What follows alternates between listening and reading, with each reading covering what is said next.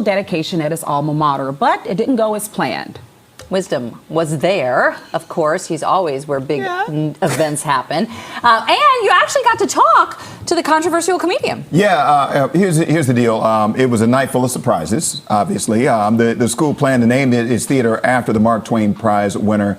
But that plan, it got some backlash after Chappelle released several stand-up specials on Netflix, which the jokes were with jokes targeting the transgender community. Now, during an event announcing the name change several months ago, students who were unhappy with the decision to name the theater after the comedian had the chance to confront him about those hurtful jokes. So last night at what was supposed to be a dedication ceremony, Chappelle said he decided to defer that honor. Instead, the theater will be called the Theater for Artistic Freedom and Expression.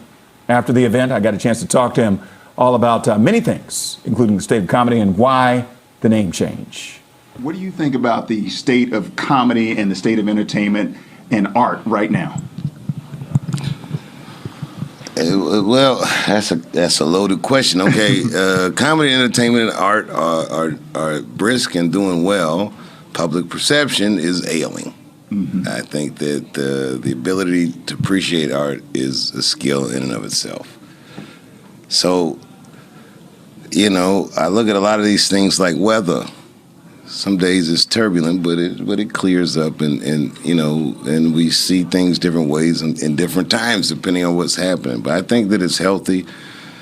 I still think it's a noble profession. I still think it's necessary. It's medicine. That we need something to help us connect our thoughts and our feelings. We call it the Theater for Artistic Freedom and Expression, because to me, that's what I would want for myself, and that's what I want for every student that goes to this school. And I do feel like if that's threatened, then the society at large is threatened. That if artists feel stifled, then everyone's stifled. Chappelle says he'd welcome adding his name at some point in the future. We'll share more from that interview coming up at 10 And when he did the unveiling, because he had a poster on the side of the stage after, he talked for about 45 minutes to an hour. He just told some stories about his life and Duke Ellington and how important it was to him. But he had a poster on the side, it was covered up, and then when it got to the end about the name change, that's when he unveiled the poster and had the name spelled out on the poster, the big poster, and said he would prefer it be named this.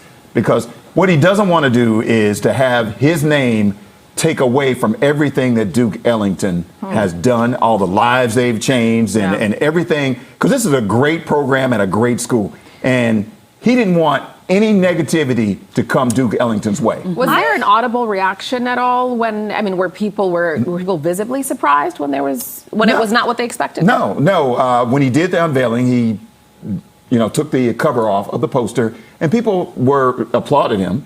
And then he made a joke about it. He said, "There's still room at some point to have my name right at the top of this." So I mean, but it was great because people who were there, and people respect this man so much, and they love his comedy, his comedic timing. He is one of the great comedians.